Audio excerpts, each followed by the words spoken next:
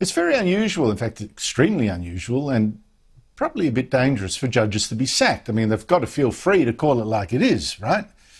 According to the law, no fear, no favour, and no government sitting over your shoulder. The trouble is that you can then get cases like Joe Harmon, family law court judge in the Federal Circuit Court, who'd already done some strange or controversial things as a judge and has now resigned or been forced out over claims that he'd harassed two women, a junior employee and a former law student. The judge had actually been on leave for much of the past year, concerns about his mental health, so I won't push too hard on that. But there is also the problem then of bias. What should be done about a judge who seems to let their personal or political views affect the way that they interpret the law? Now, bravely, the Morrison government has actually called an inquiry into just this issue: judicial impartiality, the bias of judges. And the Menzies Research Centre, Liberal linked, has put in a submission to this inquiry that includes some interesting findings. Joining me is the Centre's Chief of Staff, James Mathias. James, thank you for your time. What did you find? Thank you, Andrew. For our submission to the Australian Law Reform Commission inquiry, what we did was analyse 271 employment-related cases over the 2 years from 1 July 2018 to 2020, 1 July 2020. And then we took those 271 employment-related cases and distilled them down into 109 relevant cases of substantive law. And then what we did was lay it out across the 31 judges of the federal court, and we put a win-loss ratio as to which way the judges were deciding. Now, as you would expect, across the 33 justices of the federal court, they found about even 50-50 either way. But the interesting part about the research that we did was we found there are a few judges who sat as massive outliers from that 47% halfway mark. Such as? Well, there's a judge who I know you've had history with before, Andrew, and we found that Justice Bromberg, in 91% of the cases involving a union and an employer representative, found with the union. So out of the 11 cases that he saw, he sided with the union 10 times. Now, there's no claim that Justice Bromberg is inherently biased there. That's just the facts and figures. And on the other side of the ledger, Justice White found on the employer side 75% of the time. So, of course, what this does, nothing else, is put the figures on the table and certainly raises some questions for the federal court and how justices are deciding.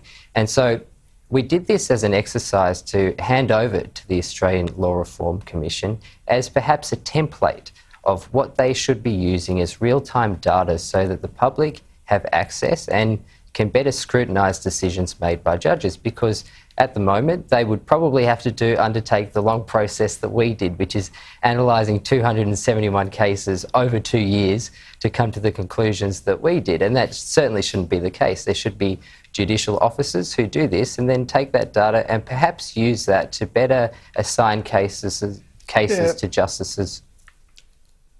Of course. Now, James, we have to be fair here. I pride myself on my fairness. It may well be that the unions in 10 of the 11 cases involving Justice Bromberg put up the strongest case on the law, which was pure coincidence. No doubt. And I also should, declare, put it all cards on the table that Mordecai Bromberg did find against me on 2 articles I'd written about why some people identified as Aboriginal did so when I thought unlawfully he ruled they had other options. But that's all by the by. Bygones be bygones.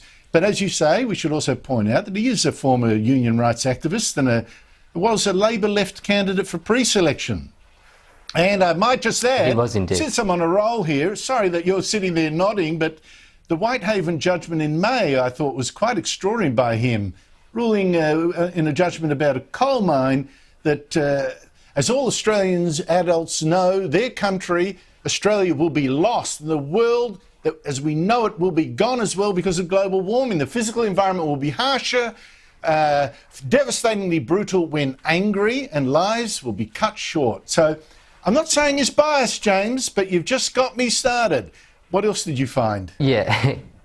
Well, look, that's an important point, and that's kind of the crux of the issue here, Andrew, because a decade ago, Greenpeace put out a little dossier soliciting donations for people to give money to them so that they could use Australian courts for their activist purposes.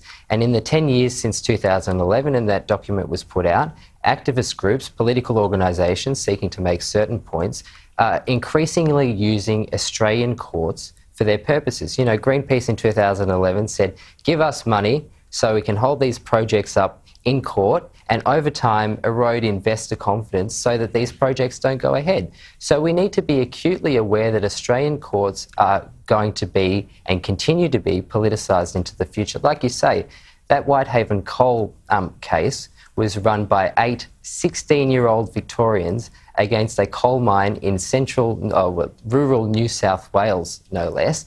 And they took the Minister for the Environment to court to stop an extension because they said it would cause them harm. Now, the court, in the decision, there are a few key things, like you say, and Justice Bromberg also said that climate change-induced bushfires may cause hundreds, if not thousands, of teenage Australians to pass away. But the point is, at this time when we know our courts are being used for political and activist purposes, we must instill within Australians, and we must have confidence that our judges are making decisions based on their impartiality without bias. And that's the role of the court. Well, I should once again emphasise we are not calling Justice Bromberg biased, but there are some judges who might read between the lines and presume to see things that we do not say. But there you go. It's happened before. It might happen again. Can I just say, so we're talking about apprehended bias here. Apprehended bias is very different. The law and common sense seem to be two poles. Let's not get there. Just one last thing. I'm out of time. I just want to ask you that your concerns about judicial bias, is that shared by the public as far as you can tell? Yeah, two of the key interesting points, and another two key interesting points about our submission was we did some polling, some surveys of the Australian people, and we found that 4 in 5 Australians are actually concerned that judges are making decisions based on things other than a strict interpretation of the law. Now, that's incredibly concerning. Another thing that we found within the survey that we did of the Australian community was that only 5% of Australians agree that the current process for determining apprehended bias is one that should stand. And that is, currently, if you're a party in a proceeding before a court and you believe that the judge will be biased against you, you have to make an application to that judge, and then that judge themselves needs to determine whether they themselves are biased. And so the Australian people, only 5% of them think that that's the right way to go, and over 75% think that this should be up to an independent panel of legal experts. James, what you're describing, in fact, is the ABC model as well. You complain to the ABC about its bias and you get a letter from the ABC saying, no, we're not biased. Are you surprised? Correct. The ABCs are the ones that determine whether they themselves are biased. Thanks, Andrew. Exactly correct, mate. It's a wonderful system. I wish people would come to me and ask whether I'm biased. I'll give them an answer. James Bataille, thank you for your time. Thanks, Andrew. Pleasure. After the break.